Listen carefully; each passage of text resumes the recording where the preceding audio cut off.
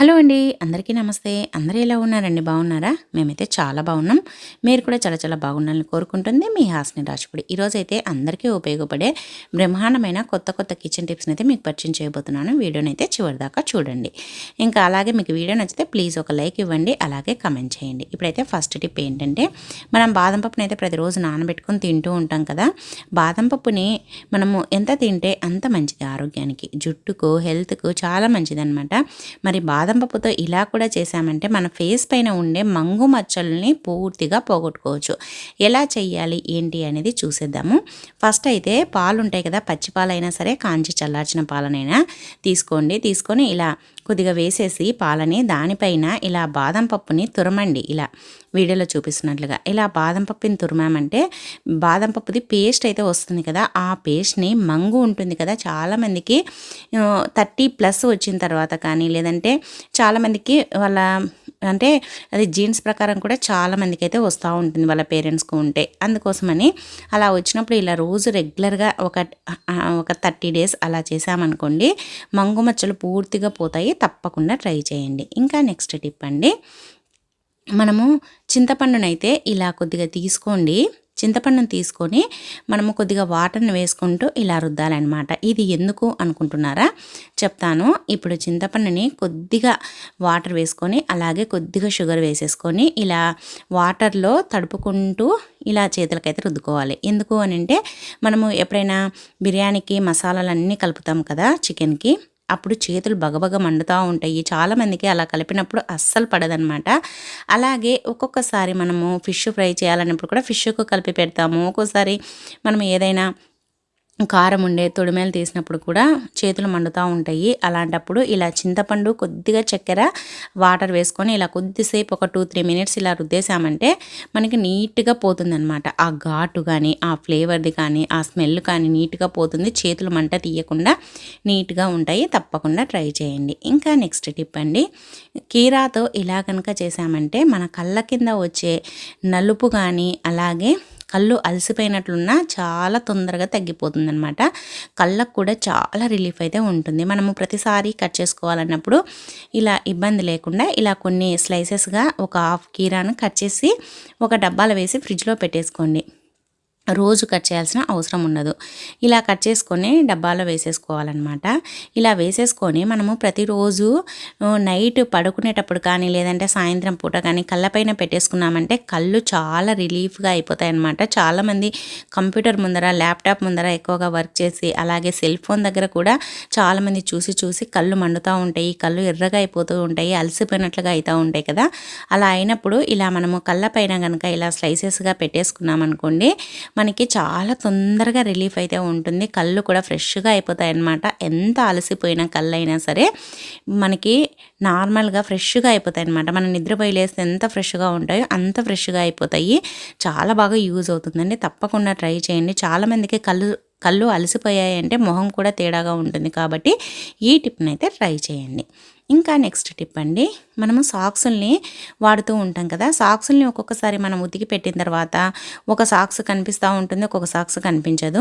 మరి మనం సాక్సుల కోసం వెతుక్కొని టైం వేస్ట్ చేసుకోకుండా మనం సాక్సుల్ని ఇలా కనుక రెండు ఒకే చోట పెట్టేసుకున్నామంటే నీట్గా ఉంటాయి. అలాగే ఎక్కడ పెట్టినా కూడా మనకి ఈజీగా దొరుకుతాయి అన్నమాట. ఒకటి దొరికిందంటే ఇంకొకటి ఆటోమేటిక్గా ఉండిపోతుంది. ఇలా ఒక సాక్స్ని అయితే ఫస్ట్ మడవండి. ఇంకొక సాక్స్లో పెట్టేసి ఇలా వీడియోలో చూపిస్తున్నట్లుగా ఇలా మర్చి పెట్టేసేయండి. మర్చిన తర్వాత ఇప్పుడు ఇలా పైన మనము ఓపెన్ ఉంటుంది కదా, దాంట్లోకి ఇలా క్లోజ్ చేసినట్లుగా వీడియోలో చూపించినట్టుగా చేసేసేయండి. ఇంకా అంతే. అస్సలు మనం తీసేంత వరకు రాదు, అసలు ఓపెన్ కాదు. అలాగే నీట్గా ఉంటుందన్నమాట. నీట్గా ఉంటుంది. మనకి సాక్స్ అనేది ఓపెన్ కాకుండా ఉంటుంది. రెండు ఒకే చోట ఉంటాయి కాబట్టి చాలా బాగా యూజ్ అవుతుంది.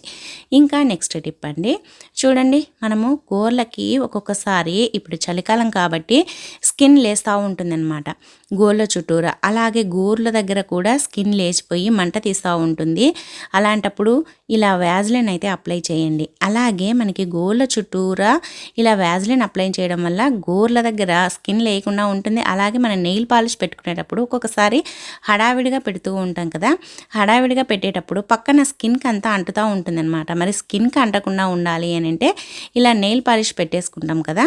నెయిల్ పాలిష్ పెట్టుకున్న తర్వాత మనం ఒక్కొక్కసారి స్కిన్కి అంటినా కూడా మనం మొత్తం పెట్టేసుకున్న తర్వాత ఎక్స్ట్రా ఉండేది ఒక కాటన్తో తూడ్చేసామంటే నీట్గా పోతుందనమాట. ఆరిపోతుందనే టెన్షన్ ఉండదు, ఆరిపోయిన తర్వాత రాదనే భయం కూడా ఉండదన్నమాట. ఎందుకంటే వ్యాజ్లిన్ అప్లై చేసాం కాబట్టి అస్సలు స్కిన్కు అతుక్కోదు. ఇంకా మనం ఇలా రుద్దంగానే వచ్చేస్తుందనమాట. చాలా బాగా యూజ్ అవుతుందండి. చూడండి ఇలా రుద్దేశామంటే వచ్చేస్తుందనమాట. మనకి అతుక్కుంటుందనే భయం కూడా ఉండదు. చాలా చాలా బాగా యూజ్ అవుతుంది. అలాగే మనం ఇలా వ్యాజ్లిన్ అప్లై చేయడం వల్ల గోళ్ళకు కానీ, గోళ్ళ చుట్టూరా కానీ మంట తీయడం కానీ, దురద పెట్టడం కానీ, లేదంటే స్కిన్ డ్యామేజ్ కావడం కానీ, స్కిన్ లేచిపోవడం కానీ ఉండదన్నమాట. చాలా బాగా యూజ్ అవుతుందండి. తప్పకుండా ట్రై చేయండి. అలాగే టిప్ నచ్చితే మీ ఫ్రెండ్స్కి, మీ ఫ్యామిలీకి అయితే వీడియోని అయితే షేర్ చేయండి. ఇంకా నెక్స్ట్ టిప్ చూడండి, మనమైతే స్టవ్ని అయితే వెలిగిస్తూ ఉంటాం కదా, రోజు స్టవ్ని అయితే వాడుతూ ఉంటాము. కొన్ని రోజుల తర్వాత ఒక్కొక్కసారి మంట అనేది కింద వస్తూ ఉంటుంది. మంట కింద వచ్చి అది మనకి గ్యాస్ అనేది వేస్ట్ అయిపోతూ ఉంటుంది. అలాగే ఒక్కోసారి గ్యాస్ కూడా లీక్ అయ్యే ఛాన్స్ ఉంటుంది. అలాంటప్పుడు ఇలా మనం వెలిగించిన తర్వాత అది గోరువెచ్చగా ఉన్నప్పుడు ఇలా బర్నర్ అయితే తీయండి. ఎక్కువగా వేడిగా ఉన్నప్పుడు కాకుండా లైట్గా వేడిగా ఉన్నప్పుడు తీసేసి ఇలా కొద్దిగా పేస్ట్ను, మనం రోజు వాడే పేస్ట్ ఏదైతే ఉంటుందో ఆ పేస్ట్ని ఇలా అప్లై చేయండి చుట్టూరా, వీడియోలో చూపించినట్టుగా ఇలా అప్లై చేసేసామంటే ఇంకా మనకి ఆ వేడికి ఈ పేస్ట్ను మనం ఇలా అప్లై చేసేసి వెంటనే ఆ స్టవ్కి అయితే ఇలా ఆ బర్నర్ని పెట్టేసేయండి. ఇలా పెట్టేసామంటే అతుక్కుంటుంది అనమాట. ఇంకా గ్యాస్ కింది నుంచి సైడ్ నుంచి అస్సలు రాదు. అలాగే మనకి ఆ హోల్స్లో నుంచి మాత్రమే వస్తుంది. అలాగే గ్యాస్ వేస్ట్ అవ్వదు. అలాగే మనకి గ్యాస్ లీక్ అయ్యే ఛాన్స్ కూడా ఉండదన్నమాట. ఇది టైట్గా అతుక్కుంటుంది. మళ్ళీ టైట్గా అతుక్కొని రాదనుకోవద్దండి, మనం తీస్తే వచ్చేస్తుంది. ఇంకా నెక్స్ట్ టిప్ అండి, చూడండి మనమైతే సున్నంతో ఇలా గనక చేసామంటే మీరే ఆశ్చర్యపోతారు. సున్నం చేసే అద్భుతము. చాలామందికి ఒక ఏజ్ వచ్చిన తర్వాత గొంతు చుట్టూరా అలాగే ఎక్కడ పడితే అక్కడ పులిపిల్లు అనేది వస్తూ ఉంటాయన్నమాట. పులిపిల్లు వచ్చినప్పుడు చాలా ఇబ్బందిగా అనిపిస్తూ ఉంటుంది. చాలామందికి చూడడానికి కూడా ఒకలాగా అనిపిస్తూ ఉంటుంది. మరి మనకి పులిపిల్లను ఎటువంటి మందులు వాడకుండా పోగొట్టుకోవాలి అని అంటే ఈ టిప్ని అయితే ట్రై చేయండి. ఏం లేదండి, కొద్దిగా ఆకుకు తొడిమె ఉంటుంది కదా, తమలపాకు తొడిమెనైతే తీసుకోండి. ఆ తొడిమెను ఇలా సున్నంలో ముంచేసి ఇలా మనకి ఎక్కడైతే పులిపిరి ఉందో ఆ ప్లేస్లో ఈ సున్నాన్ని అప్లై చేయండి. ఇలా అప్లై చేయడం వల్ల మనకి ఆ పులిపిరి అనేది ఇలా మనకి స్కిన్కి అంటకుండా ఇలా మనకి పులిపిరికి మాత్రమే అప్లై చేయండి. ఇలా చేయడం వల్ల ఒక 10 days అలా చేసామంటే రాలి పడిపోతుందన్నమాట. అక్కడ బొబ్బ కానీ ఏమీ రాదు. ఎందుకంటే మనం స్కిన్కి అప్లై చేయడం లేదు కాబట్టి తప్పకుండా ట్రై చేయండి. ఇంకా నెక్స్ట్ టిప్ అండి, ఫస్ట్ అయితే ఒక చిన్న బౌల్ అయితే తీసుకోండి. దాంట్లో కొద్దిగా ఆయిల్ని అయితే వేయండి. అలాగే కొద్దిగా పేస్ట్ను కూడా వేయండి. పేస్టు అలాగే ఆయిల్ని మనం ఎక్కువగా పేస్ట్ని వేయాల్సిన అవసరం లేదు. మనం రోజు బ్రష్ చేసుకోవడానికి ఎంత వేస్తామో అంత వేయండి, సరిపోతుంది. తర్వాత కొద్దిగా లెమన్ జ్యూస్ని అయితే పిండేసేయండి. ఒక 1/2 tablespoon అంత లెమన్ జ్యూస్ను. తర్వాత దీంట్లోనే కొద్దిగా సాల్ట్ అలాగే కొద్దిగా పసుపును కూడా వేయండి. వేసేసి బాగా కలిపేసేయండి. ఇది స్పూన్తోనైనా కలపండి, లేదంటే చేత్తోనైనా కలపండి. ఇది మనకి ఎందుకు ఉపయోగపడుతుందంటే చాలామందికి పళ్ళు అనేది పచ్చగా ఉంటాయి, గార పట్టినట్లుగా ఉంటాయి, అలాగే పంటి నొప్పి ఉంటుంది. ఒక్కొక్కసారి నోరంతా బ్యాడ్ స్మెల్ వస్తూ ఉంటుందన్నమాట. అలాంటప్పుడు మనం ఇలా కలుపుకున్న పేస్ట్ని మనం బ్రష్కైనా అప్లై చేసేసి రుద్దుకోవచ్చు. లేదంటే మనకి పంటి నొప్పి ఎక్కడ ఉందో ఆ ప్లేస్లో పెట్టేసేయండి. లేదు అని అంటే ఇలా చేత్తో కానీ బ్రష్తో కానీ రుద్దేసుకున్నామంటే మనకి పంటి నొప్పి తగ్గుతుంది, బ్యాడ్ స్మెల్ పోతుంది, అలాగే పళ్ళు కూడా తెల్లగా అవుతాయి అన్నమాట. పేస్ట్ను ఎలాగో వేసాం కాబట్టి ఇంకా మళ్ళీ పేస్ట్ వేసుకోవాల్సిన అవసరం ఉండదు. ఇంకా నెక్స్ట్ టిప్ అండి, ఒక 4-5 లవంగాలను అయితే తీసుకొని ఇలా స్టవ్ బర్నర్ పైన పెట్టేసేయండి. ఇలా వీడియోలో చూపిస్తున్నట్లుగా ఇలా పెట్టేసేసి ఇప్పుడైతే స్టవ్ అయితే వెలిగించేసేయండి. వెలిగించామంటే మనకి ఇప్పుడైతే లవంగాలు అయితే ఇలా బాగా కాలుతాయన్నమాట. ఇలా వెలిగించేసేయండి. ఇలా వెలిగించేసిన తర్వాత బాగా ఇలా కాలిన తర్వాత ఇంకా స్టవ్ అయితే ఆఫ్ చేసేసేయండి. స్టవ్ ఆఫ్ చేసిన తర్వాత కూడా కొద్దిసేపు వేడిగా ఉంటాయన్నమాట. అవి చల్లారేంత వరకు వెయిట్ చేయండి. తర్వాత ఇంకా ఇప్పుడైతే ఈ లవంగాలను అయితే తీసేసుకోండి. ఇప్పుడు ఇవి ఒక స్పూన్లోకి వేసేసుకొని మెత్తగా ఇలా చేయండి. ఇలా మెత్తగా చేసిన తర్వాత ఇప్పుడు దీంట్లో కొద్దిగా హనీని అయితే వేసేసుకోండి.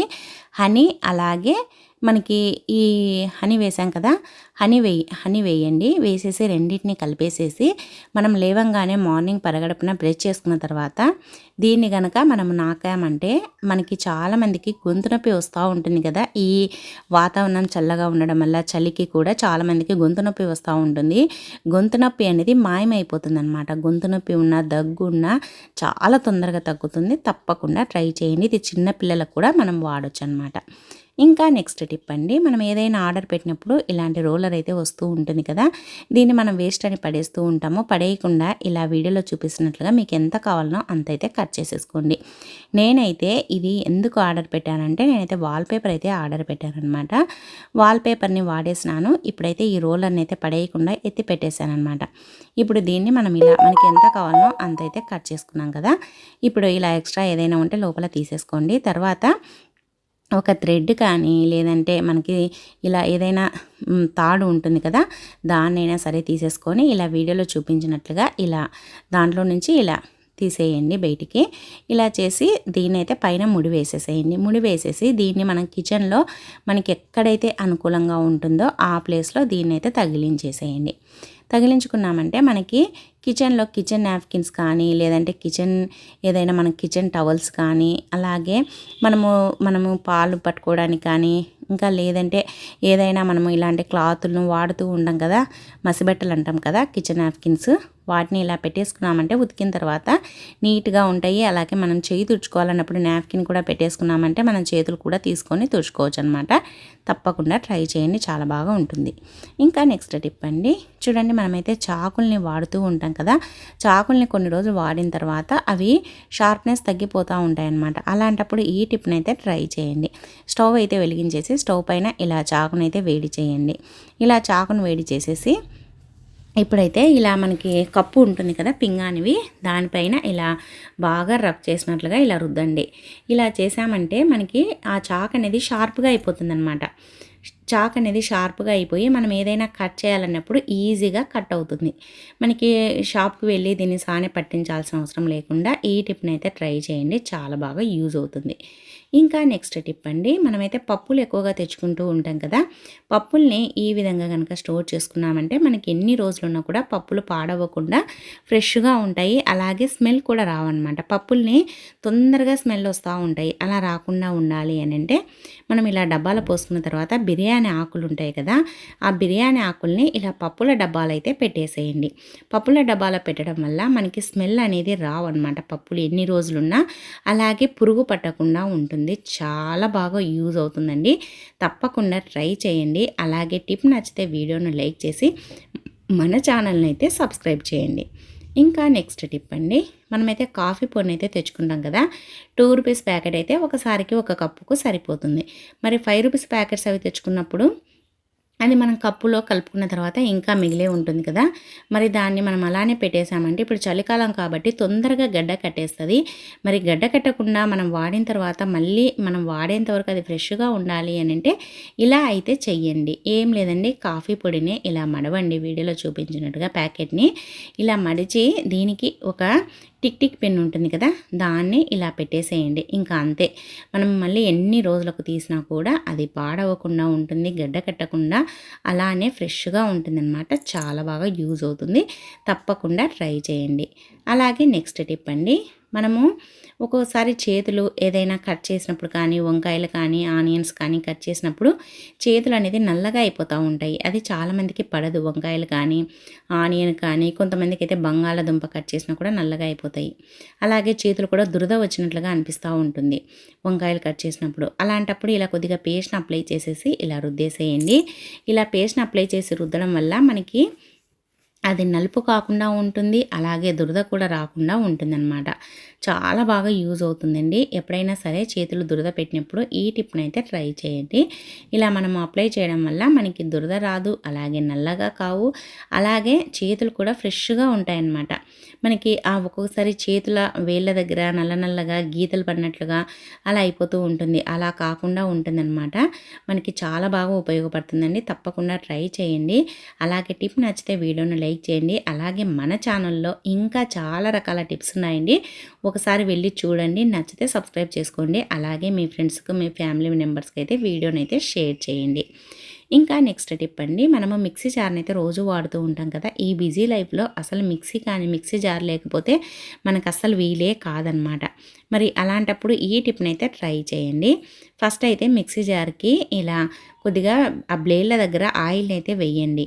ఇలా ఆయిల్ వేయడం వల్ల ఆ బ్లేడ్లు అనేది లూజ్గా అయిపోతాయి అన్నమాట. మనకి పట్టుకున్నట్టుగా లేకుండా లూజ్గా అయిపోతాయి. తర్వాత కొద్దిగా వ్యాజ్లిన్ కూడా ఇలా వీడియోలో చూపించినట్టుగా అప్లై చేసేసేయండి.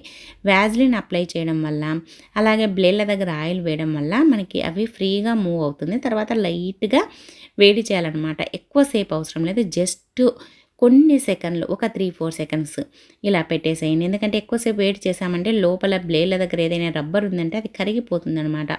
అందుకోసమని జస్ట్ కొన్ని సెకండ్లు మాత్రమే వేడి చేసేసేయండి. ఇంకా చూడండి ఎంత ఫ్రీగా మూవ్ అవుతుందో, చాలా చాలా బాగా మూవ్ అవుతుందన్నమాట. రిపేర్ రాకుండా ఉంటుంది. తప్పకుండా ట్రై చేయండి. ఇంకా నెక్స్ట్ టిప్ అండి, చూడండి మనమైతే ఇలాంటి పౌచులను అయితే వాడుతూ ఉంటాం కదా. ఇవి వాడంగా ఒక్కోసారి స్ట్రక్ అయిపోయినట్లుగా అయిపోయి పట్టేసినట్టుగా అయిపోతూ ఉంటుందన్నమాట. అలాంటప్పుడు మనము ఇలా అయితే చెయ్యండి. ఏం లేదండి, ఆ పౌచ్కి మనకి ఆ జిప్ దగ్గర కొద్దిగా వ్యాజ్లిన్ అయితే అప్లై చేయండి. ఇలా వ్యాజ్లిన్ అప్లై చేయడం వల్ల ఆ జిప్ అనేది ఫ్రీగా మూవ్ అవుతుందన్నమాట. మనం లాగేటప్పుడు, వేసేటప్పుడు బాగా ఈజీగా వస్తుంది. చూడండి, ఇలా వేయాలన్నా తీయాలన్నా కూడా ఈజీగా ఉంటుందన్నమాట. చాలా బాగా ఉపయోగపడుతుందండి. తప్పకుండా ట్రై చేయండి. ఇలా చేసామంటే మనకి నీట్గా ఉంటుంది చూడడానికి. అలాగే మనం జిప్పు వేయడానికి, తీయడానికి కూడా బాగా స్మూత్గా ఉంటుందన్నమాట.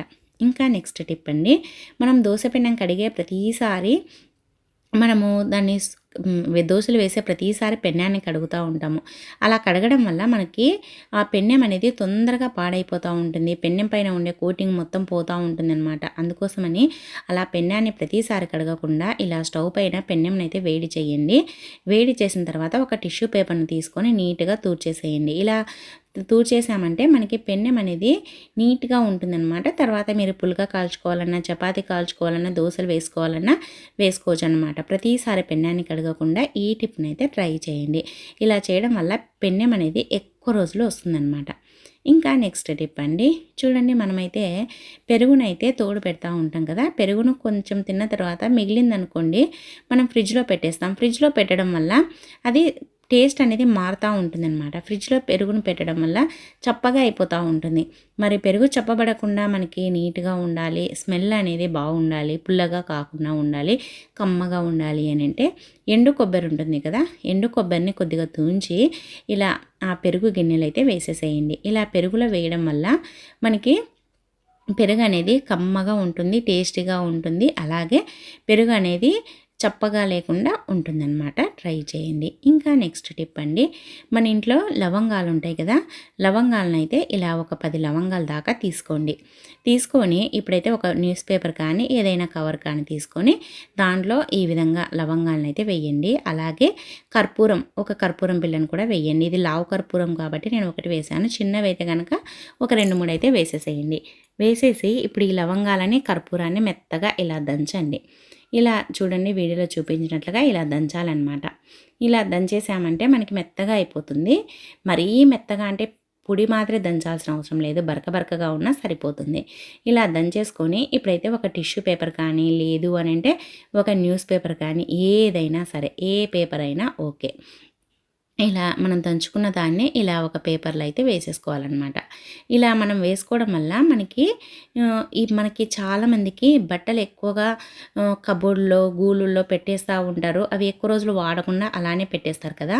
అలా పెట్టడం వల్ల కానీ, లేదంటే బెడ్షీట్లు కూడా మనం సమ్మర్లో కొన్ని వాడుతూ ఉంటాము, వింటర్లో కొన్ని వాడుతూ ఉంటాం కదా.